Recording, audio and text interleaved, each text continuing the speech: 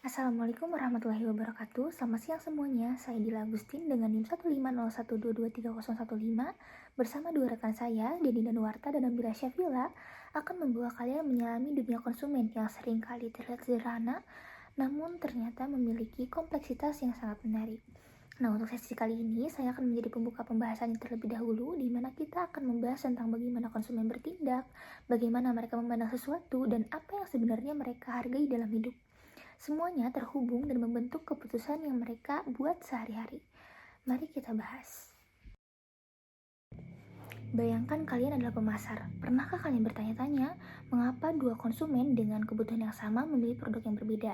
Misalnya, seseorang lebih memilih produk kopi lokal sementara yang lainnya setia dengan Starbucks. Jawabannya ada pada cara mereka bertindak, merasakan, dan apa yang mereka yakini. Sebagai pemasar, tentunya kita perlu untuk memahami bagaimana konsumen mengambil keputusan melalui 3 sudut pandang. Yang pertama, perilaku mereka. Yang kedua, bagaimana mereka memandang produk, serta yang ketiga, kepribadian dan nilai-nilai apa yang mempengaruhinya. Mari kita mulai dengan dasar perilaku konsumen. Perilaku konsumen adalah segala sesuatu yang dilakukan oleh konsumen, mulai dari mencari, memilih, hingga mengevaluasi produk ataupun layanan. Ada banyak faktor yang membentuk perilaku ini, seperti pengalaman masa lalu, pengaruh sosial, hingga budaya di mana mereka hidup. Sebagai contoh, ketika kita melihat seseorang membeli kopi dari kedai terkenal seperti Starbucks, keputusannya mungkin tidak hanya karena ia menyukai rasa kopinya. Ada elemen lain seperti keinginan untuk menikmati suasana kedai, merasa bagian dari komunitas tertentu, atau bahkan memperkuat citra diri. Dalam hal ini, perilaku konsumen menjadi cerminan dari kebutuhan yang jauh lebih dalam, bukan hanya kebutuhan soal fisik, tapi juga emosional dan sosial. Dari sini, kita bisa melihat bahwa memahami konsumen membutuhkan pemahaman holistik, termasuk apa yang mendorong tindakan mereka. Sekarang, mari kita pindah ke persepsi konsumen, yang seringkali menjadi pintu masuk sebelum tindakan itu terjadi. Persepsi adalah bagaimana konsumen memproses informasi dari lingkungan sekitar mereka. Apakah produk ini berkualitas? Apakah harga ini sesuai? Namun, persepsi tidak selalu sejalan dengan kenyataan. Konsumen seringkali dipengaruhi oleh iklan, ulasan, ataupun pengalaman orang lain yang membentuk pandangan mereka terhadap suatu produk. Contohnya, coba pikirkan tentang iklan pasta gigi yang menunjukkan gigi putih sempurna hanya dalam beberapa minggu. Bagi sebagian konsumen, gambar dan klaim ini cukup kuat untuk mempengaruhi persepsi bahwa merek tersebut lebih baik. Meskipun kenyataannya, hasilnya bisa berbeda-beda untuk setiap individu. Persepsi ini juga dipengaruhi oleh budaya dan pengalaman pribadi. Konsumen yang berasal dari latar belakang ekonomi tertentu mungkin lebih memilih memperhatikan harga, sementara konsumen lainnya lebih fokus pada kualitas ataupun desain produk. Nah, tapi apa sih yang membentuk persepsi itu? Jawabannya adalah kepribadian, gaya hidup, dan nilai-nilai yang menjadi aspek yang membentuk siapa konsumen itu. Mereka mempengaruhi tidak hanya apa yang konsumen beli, tapi juga bagaimana mereka berinteraksi dengan suatu merek. Kepribadian misalnya, mencakup karakteristik psikologis seperti introversi atau ekstroversi yang dapat mempengaruhi preferensi belanja mereka. Seorang introvert mungkin lebih suka belanja online karena memberikan privacy, sementara seorang ekstrovert lebih suka pergi ke pusat perbelanjaan untuk pengalaman sosial. Gaya hidup melibatkan bagaimana seseorang menghabiskan waktu dan uang mereka. Misalnya, seseorang dengan gaya hidup aktif dan suka olahraga mungkin lebih tertarik pada produk seperti pakaian olahraga atau suplemen kesehatan. Dan terakhir, nilai-nilai. Hal-hal yang dianggap penting oleh konsumen juga memainkan peran yang sangat besar. Konsumen yang peduli pada aspek keberlanjutan akan lebih memilih produk ramah lingkungan, bahkan jika harganya lebih mahal. Hal ini menunjukkan bahwa nilai-nilai pribadi bisa mengalahkan pertimbangan harga ataupun kenyamanan. Mari kita lihat contoh nyata untuk menghubungkan ketiga konsep ini. Salah satu contohnya adalah Apple. Apple tidak hanya menjual produk teknologi seperti iPhone atau MacBook, tapi juga gaya hidup dan nilai tertentu. Konsumen yang memilih Apple seringkali melihatnya sebagai simbol inovasi, kreativitas, dan status sosial. Perilaku mereka dipengaruhi oleh keinginan untuk menjadi bagian dari komunitas pengguna Apple yang dianggap eksklusif. Persepsi konsumen terhadap Apple sangat positif, berkat desain produk yang elegan dan iklan yang konsisten. Dan jika kita lihat kepribadian, gaya hidup, serta nilai-nilai konsumen Apple, banyak dari mereka adalah orang-orang yang menghargai kualitas, teknologi canggih, dan citra diri yang modern. Contoh lainnya adalah Unilever. Dengan kampanye produk yang berfokus pada isu keberlanjutan seperti produk Lifebuoy yang mendukung kebersihan di daerah terpencil, kampanye ini berhasil menarik konsumen yang peduli pada isu sosial, menunjukkan bahwa nilai-nilai juga bisa menjadi penggerak utama keputusan pembelian. Dari perilaku hingga persepsi, kepribadian hingga nilai-nilai, kita melihat bagaimana konsumen tidak hanya membeli produk, tapi juga membeli pengalaman, identitas, dan aspirasi.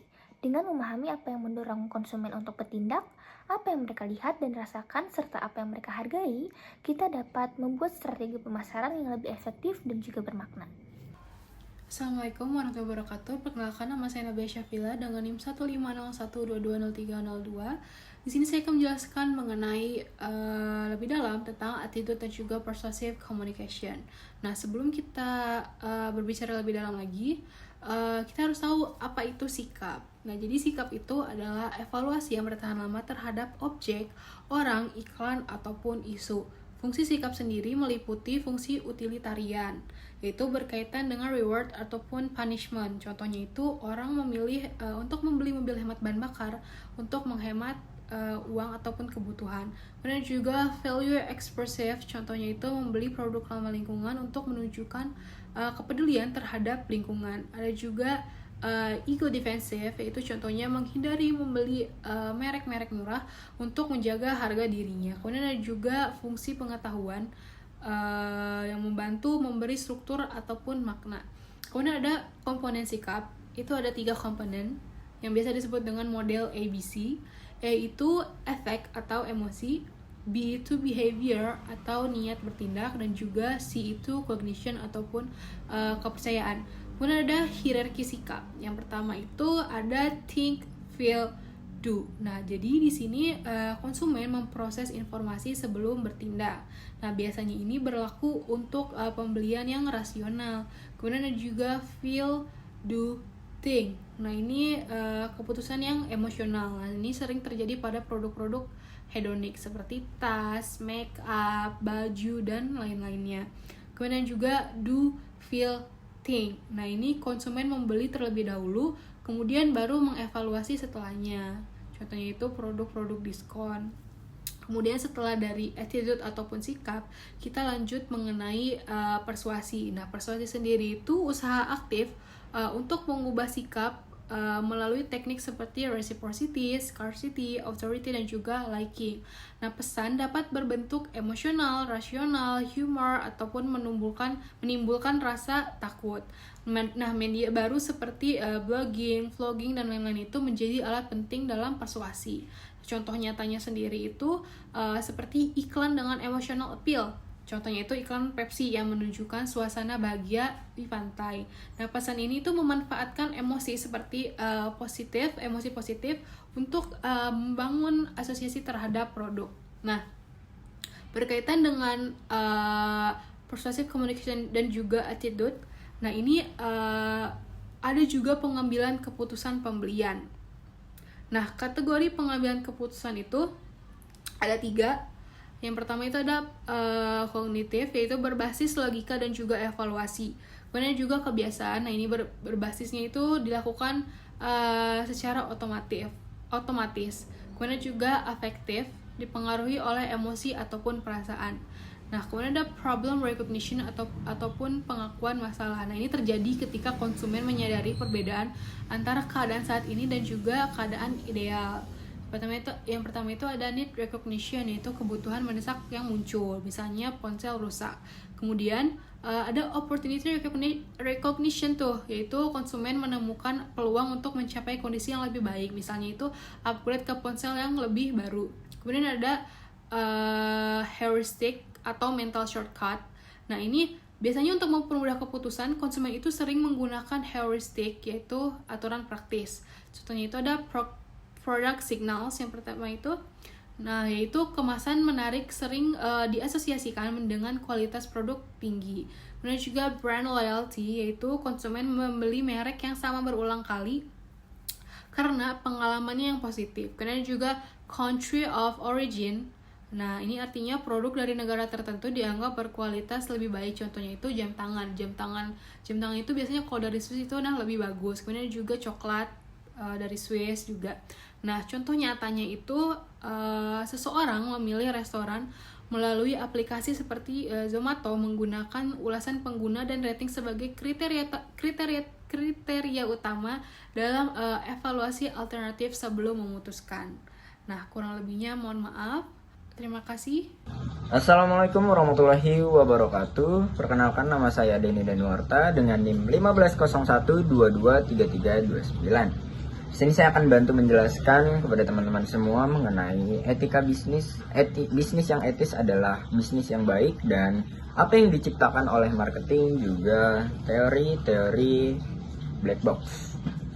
Bisnis yang etis adalah bisnis yang mengikuti aturan dalam melakukan kegiatan di pasar. Misalnya menghindari klaim berlebihan, memberikan informasi yang jujur, dan menghormati privasi konsumen. Untuk meningkatkan penjualan dalam berbisnis juga perlu memasarkan atau mempromosikan produk yang dilakukan oleh seorang marketers. Marketing adalah menciptakan kesadaran bahwa kebutuhan itu ada, bukan menciptakan kebutuhan. Salah satu contohnya adalah produk GoFood by Gojek. Mereka melakukan promosi secara terus-menerus melalui berbagai platform seperti internet, TV, maupun sosial media yang sering sekali digunakan, dengan tujuan agar customer sadar bahwa untuk memenuhi kebutuhan pangan tidak perlu menggunakan banyak tenaga seperti memasak dan pergi keluar untuk mencari makanan, melainkan memesan GoFood karena dengannya makanan akan diantar sampai ke rumah seorang pembeli.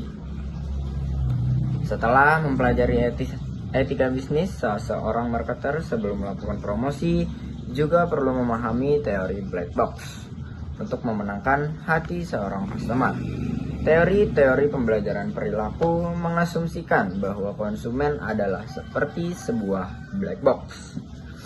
Black box menunjukkan bahwa kita benar-benar tidak tahu, tidak memahami apa yang terjadi dalam pikiran seseorang. Teori pembelajaran perilaku mengasumsikan bahwa pembelajaran terjadi sebagai hasil dari respon terhadap peristiwa eksternal.